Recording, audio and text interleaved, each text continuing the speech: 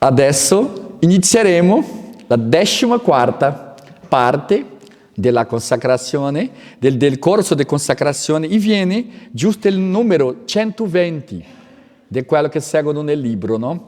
Che giusto parla così, parla della perfetta consacrazione a Gesù Cristo. Adesso entreremo di modo, totale nel testo della consacrazione, di capire che cos'è la consacrazione. Ma padre, io vengo qui durante tante settimane, sono tanto che io vengo qui. Sì, adesso che parleremo davvero che cos'è questa consacrazione, perché San Luigi inizia spiegando che cos'è anche il testo della consacrazione che vedremo. Desidero anche fino al giorno della nostra consacrazione fare un giorno soltanto per pregare, una preghiera lunga, davvero lunga, che è preghiera infuocata, che è una preghiera che San Luigi fa, lui rappresenta tutto il piano di Dio per quelli consacrati, per quelli che devono consacrarsi. E lì si capisce molto il significato di questa consacrazione. E dice così: consistendo tutta la nostra perfezione nell'essere conformi, uniti e consacrati a Gesù Cristo, ossia la ragione della nostra esistenza è questa, essere uniti e conformi. No? Che cos'è conformi? Acquisire la forma, o la forma, non so se intende la distinzione, o se tu acquisì, tutto diventa così simile che tu non devi distinguere che cos'è uno, che cos'è l'altro, dice. La più perfetta di tutte le devozioni è senza dubbio quella che più perfettamente ci conforma, ci unisce e ci consacra a Gesù Cristo. Essere devoto è giusto questo, avere questa capacità di si unirsi di tal modo a Gesù Cristo che tu diventa, sarà uno, sarà il proprio Cristo, no? Come diceva, ho ricordato qui, quello avvocato che è andato a Ars, no? Era un avvocato famoso in Parigi che dice: che cosa tu hai visto in Ars? Un piccolo paesino, no?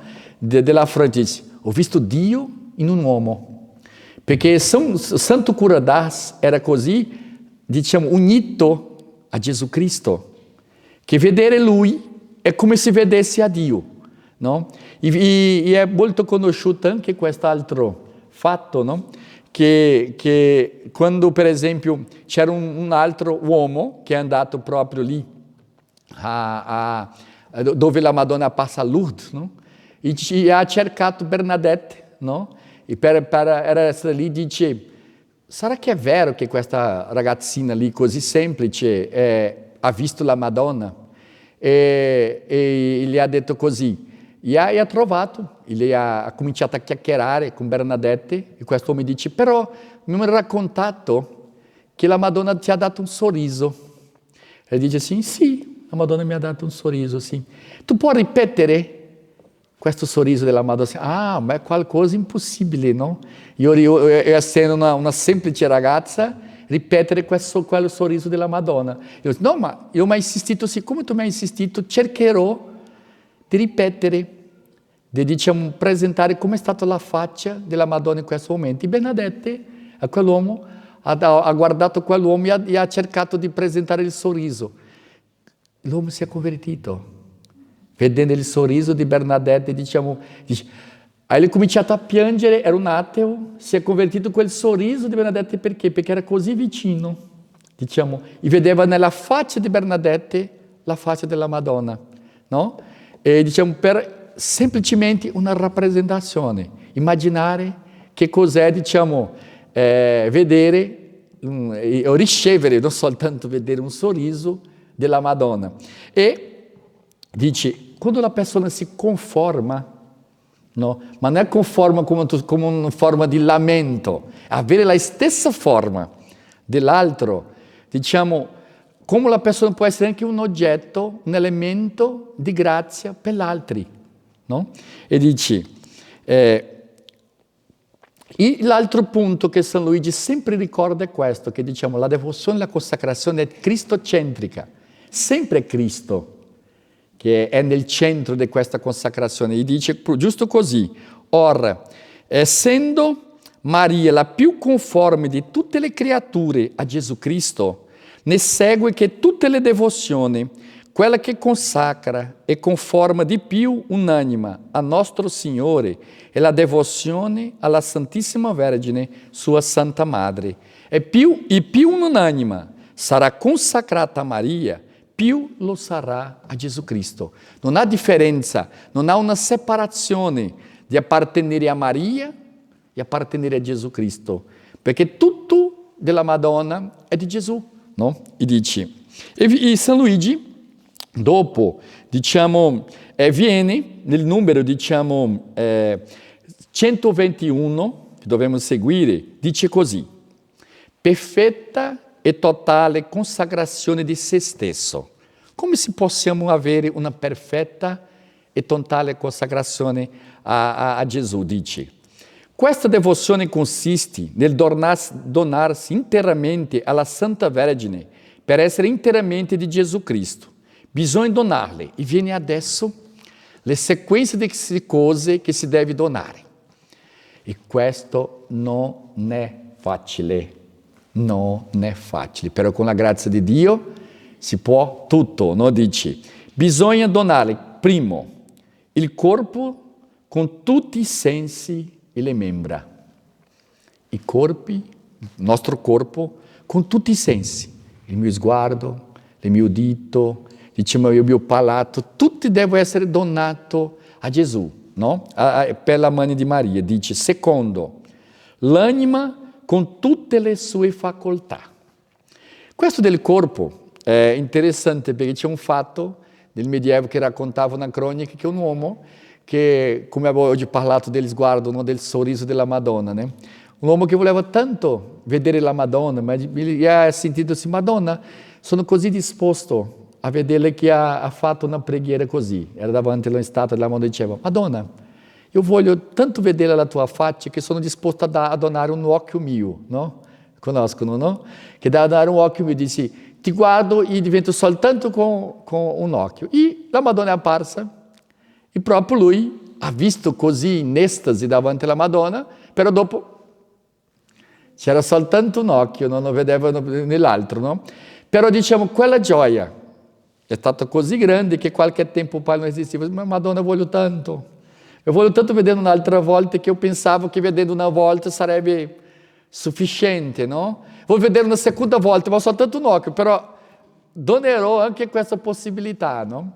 E la Madonna è proprio passa per la seconda volta per lui, e lui dopo qualche tempo è visto, è diventato cieco, ma pochi minuti dopo ha restituito le due viste, no? Ha passato a vedere con tutti gli occhi, no? Con i due occhi un'altra volta. Così Dio fa con noi, perché quando la persona, diciamo, ha questo amore così grande, Dio non voglia rubare di te quello che è tuo.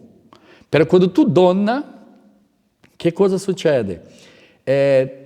Dio ti dona di più. E è questo, diciamo, un'idea che dovremmo capire adesso, no? Capire, perché questa consacrazione è così forte che ti chiede tutto. E vado a dire qualcosa di più forte, no? Anche sono, diciamo, le suore qui con noi oggi. Proprio San Luigi va a dire che neanche la consacrazione che una persona fa, una religiosa fa, è così grande come questa che tutti noi dovremmo fare. Vediamo adesso che cosa significa. Dice così: bisogna donargli il corpo con tutti i sensi e le membra, l'anima con tutte le sue facoltà. No, la facoltà dell'anima, intelligenza, volontà, sensibilità. Deve donare tutto a Dio. Terzo, dice così: i nostri beni esteriori e interiori, beni esteriori, detti beni di fortuna, presenti e futuri. Quello che tu non hai adesso, forse avrà nel futuro, è stato donato. Vediamo adesso com'è diciamo, impegnativo, no? Dice. Quarto, e questo qui che è molto più profondo, i beni spirituali e interiori, che sono i meriti, le virtù, le buone opere passate, presenti e future.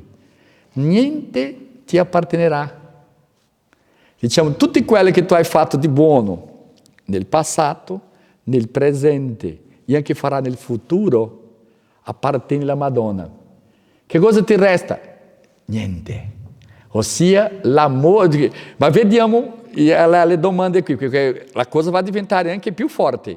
Diciamo, dice così, in poche parole, tutto quello che abbiamo nell'ordine della natura e della grazia, e tutto ciò che potremo avere in seguito nell'ordine della grazia e della gloria, senza alcuna riserva, nemmeno di un denaro, ma un cappello, dice un cappello, dice così, di un cappello e della più piccola buona azione, un gesto tuo verso l'altro è stato donato alla Madonna.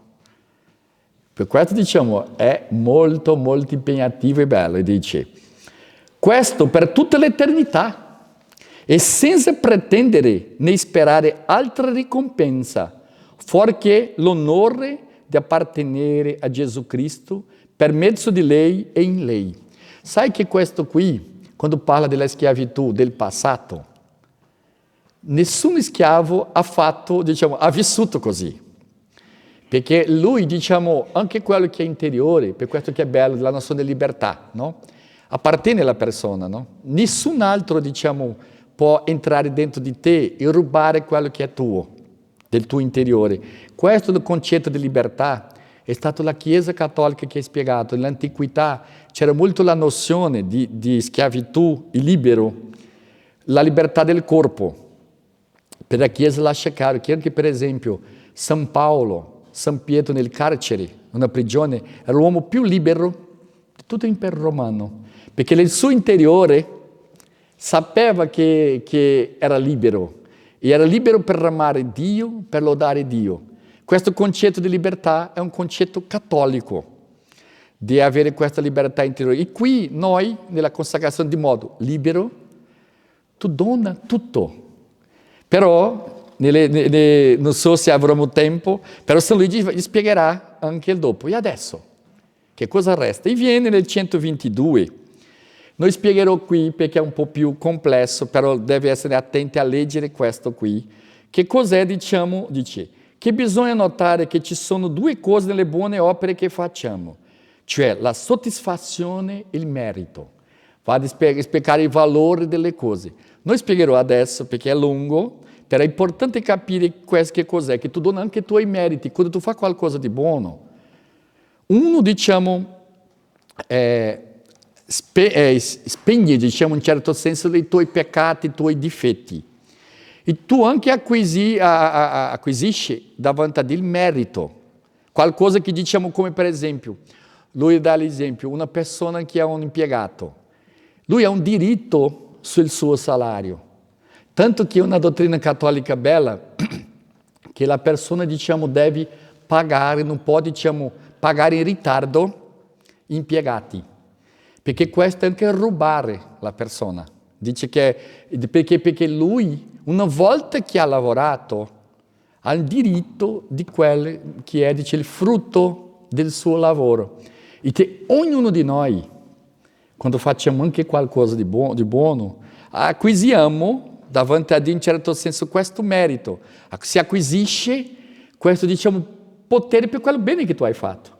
Ma dice San Luigi, anche questo darò alla Madonna. È proprio lui dice così, e dice, le grazie, le virtù, non per comunicarle ad altri, e dice, le doniamo ancora le nostre soddisfazioni affinché le comunichi a chi meglio le sembrerà la maggior parte gloria a Dio.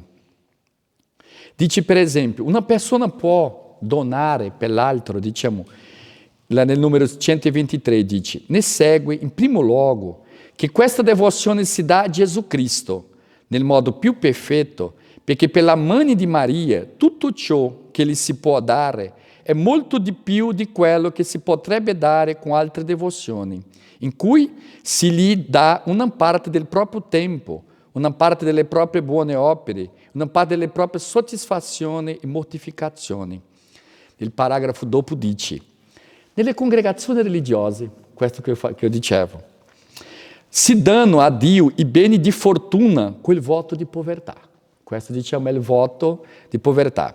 I beni del corpo, quel voto di castità, no?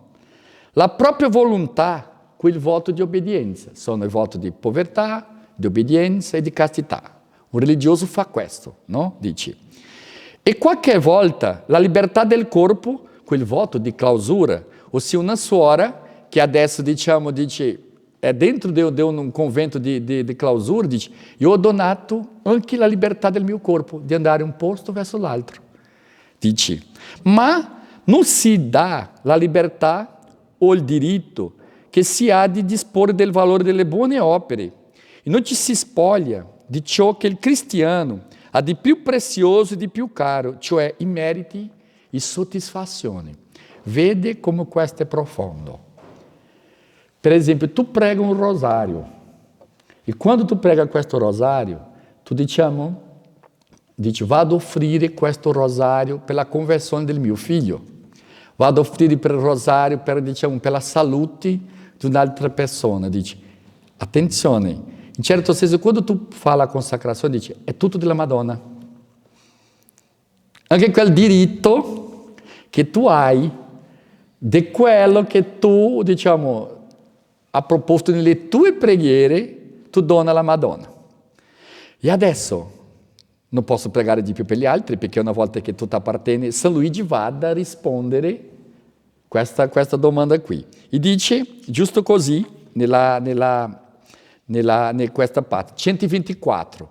Chiedo scusa di leggere tanto, però è così profondo questa parte, che se la persona non capisce bene e non medita bene, non capisce il significato della profondità di questa consacrazione, no?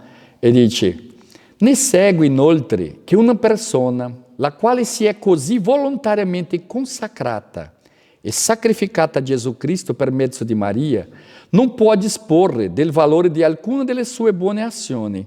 Tutto quello che soffre, pensa, dice e compie di bene la donna a Maria. Hanno pensato che era così? Molto impegnativo, dice, affinché ne disponga secondo la volontà del figlio e alla sua maggior gloria.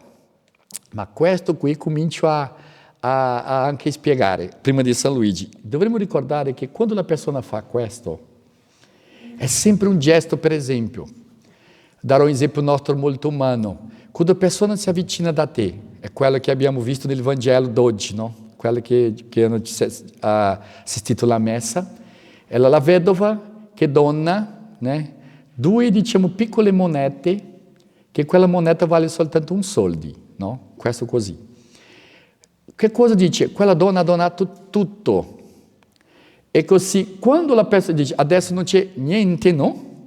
Anche si legge oggi, nel Vangelo, l'altro esempio, prima della vedova di Sarepta, che è una donna che era così in una situazione così difficile, insieme con Elia, che era una donna pagana, non era una donna, ebrea, non era così.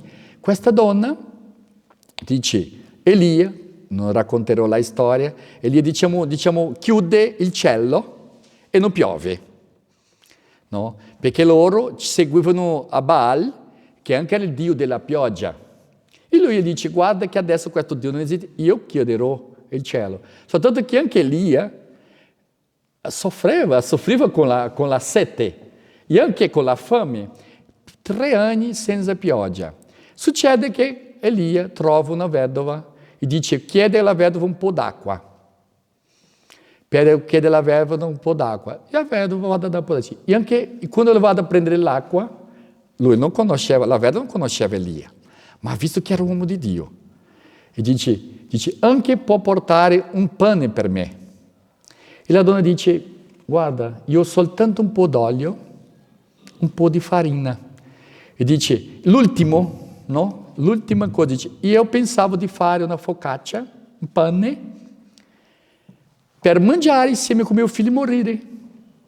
Ma che succede? Viene, se tu stai in questa situazione, viene un altro che tu non conosci e ti chiede, anche, è lì anche esigente, chiede una focaccia, no? E fa così, dice, prepara per me. dimmi in questo momento, nel momento anche di, se fosse noi, no? Ti arrabbiassi con Dio, come tu puoi, Dio? Che adesso voglio soltanto un po' di olio, un po' di farina, e tu anche vivi un altro per mangiare quello che è mio, no? E non soltanto per mio, diciamo, come una buona madre dice, darò un pezzo per mio figlio, prenderò un altro per me e moriremo. Si finirà così. Ma che cosa la donna fa? Ha donato tutto. E Elia dice così, guarda che quando faccio questo, mai, diciamo, non finirà l'olio e, diciamo, e anche, diciamo, la farina. E è un miracolo ogni volta che questa donna prendeva l'olio e prendeva la farina, si moltiplicava. E in certo senso oggi l'esempio qui, che noi con la consacrazione faremmo con Dio come la vedova di Sarepta, o come questa vedova che c'erano 2 monete, dice, io darò tutto quello che è mio. Non è tanta cosa, però non sono, però dice, Dio, per amore a questa tua consacrazione, tua donazione, io ti darò tutto che è mio. E questo diciamo che succede quando una persona davvero si consacra di tutto il suo cuore e vive così. Sai che tra noi in Araldi, io non dico in generale, questo è il mio orologio. Devo utilizzare un orologio, no? Perché diciamo, sapere le ore, arrivare al tempo al posto, dice, è l'orologio di questo, che nell'uso di questo schiavo, perché questo non mi appartiene. E a persona si dice, sono schiavo di Maria, non dice, io ho fatto qualcosa. Questo schiavo di Maria ha fatto qualcosa. Perché io ho fatto, però il merito non appartiene a me. No? Perché viviamo nel mondo oggi, e questo che è interessante capire l'importanza di consacrarsi. Perché il mondo che fa una consacrazione a se stesso, no? Non a Dio. La persona si consacra a se stessa, è un egoismo così grande che la persona non riesce a capire, come c'è un poema che diceva, la persona non capisce niente che non sia un specchio. Dice? In portoghese c'è una cosa, la persona non riesce a vedere niente che non sia specchio, soltanto vedo quello che riflette a me, no? Non è incapace di vedere l'altro. E viene San Luigi a pregare, indicare, no? Una consacrazione, che tu ti dona tutto e diciamo, niente mi appartiene, tutto appartiene a Dio, è l'opposto del problema. E così, quello che è un grande scrittore, come si diceva così, è Chesterton, diceva che i santi sono, nell'epoca storica, i santi sono come diciamo un teriaga, non so se in italiano si dice così, diceva come se fosse un veleno, una medicina, tanto che diciamo, come si dice in greco è medicina, si dice farmaco, che vuol dire che cos'è un farmaco? L'origine è veleno. Farmaco vuol dire veleno. Tu pensi che è però una quantità dal quale può anche ti fare bene. E loro dicono così. E c'era nel Medioevo, e non so come si dice in italiano, però una medicina che è una forma che come si fa fino ad oggi, con diverse erbe, no? Una centinaia di erbe, che era qualcosa che tu, una bottiglia, che tu metteva tutto lì, e che guariva tutto, no? Soltanto che c'era un problema, che ogni regione, quella erba, c'era un nome diverso. E anche diciamo, se qui era un nome, nell'altro era un altro nome. E la persona faceva la medicina che diventava veleno. Tu prendeva per guarire e moriva.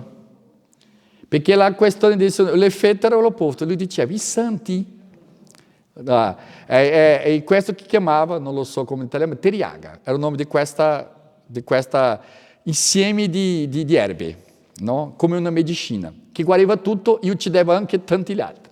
Perché quando si non faceva così, dice, i santi, quando sono presentati per il mondo, di quel mondo che lui vive, sono presentati come Dio presenta come medicina, e il mondo pensa che è il veleno. Perché tanti che quando il santo è proprio essere perseguitato nel suo tempo, perché il suo tempo, diciamo, non capisce, pensa che il santo ha una dose così forte della medicina che no, è troppo. E esiste una propensione di si odiare il santo proprio del suo tempo. Un esempio, San Francesco d'Assisi, quando viene a predicare la povertà, che succede? Troppo, è un pazzo. E hanno cercato anche di mettere San Francesco tante volte, diciamo, un pazzo di Dio, però era un pazzo per la testa degli altri, perché era troppo. Ma lui si trovava in lui la soluzione per i problemi. Guarda che quando Sant'Ignazio di Loyola venne qui a Roma, tu sai che lui è passato 2 volte un processo nella Santa Inquisizione perché lui era accusato di protestante. Lui che istituisce i Gesuiti, che è stata la congregazione più del mondo, ha combattuto il protestantesimo, è stato accusato di protestante. Perché? Perché troppo per il suo momento, però non riesce a capire che quella è la soluzione. E perché questo dico nel mondo d'oggi, dove le persone, diciamo, pregano tutto che tu devi apparire, ma un desiderio di apparire, che sono tanti esempi, né? Per esempio adesso in un congresso ho visto una persona percorreva tutti gli hotel di Roma, diciamo nell'entrata faceva video e foto per dire chi era lì, no? E una persona ha scoperto, perché nell'hotel e ha visto la persona registrata, e ha detto, tu non sei qui, perché stai facendo questo? No? Perché desiderio di apparire. Perché la persona, se tu vai all'hotel buono, è per sentire bene, non per apparire davanti agli altri, no? Faceva per questo. E la Madonna viene a dire oggi che cosa? La consacrazione, tu devi donarsi tutto, tu devi sparire davanti agli altri, che i tuoi meriti, tutti appartiene a Dio. E per questo che io dicevo che le persone sembrano un'ambulanza, no? Ho ripetuto qui, perché quella di Roma sono potenti, mio Dio. Se tu puoi andare in altri paesi del mondo, trovare un'ambulanza più potente che quelle che girano qui. Tu vieni a 10 quartieri, tu non sai dove vieni, perché viene però il rumore dice, l'ambulanza alcune sono così, io, tu chiacchieri con qualche persona, è io tutto il tempo, no? Io dicevo un'altra volta, se tu dici così per la persona, come tu stai? Sto un po', diciamo un po' di raffreddore, dice, io sto adesso con quel cancro, perché non riesci che tu possa essere peggio che lei, perché si sia, adesso sto un po', diciamo, quel dolore nella mia gamba, e dice, io ho perso le 2 gambe, adesso do male nella testa, io dicevo, ho un cancro nella testa, perché? Perché il desiderio è che tu devi fare cura di me e non io di te, no?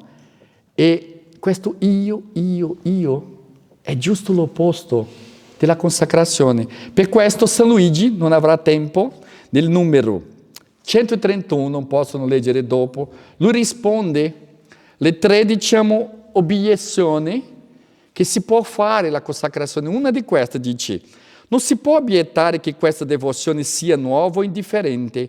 Dicevo, ma questo è nuovo, San Luigi va a dire, no, la consacrazione alla Madonna non è nuova 300 anni fa, non è nuova per noi oggi.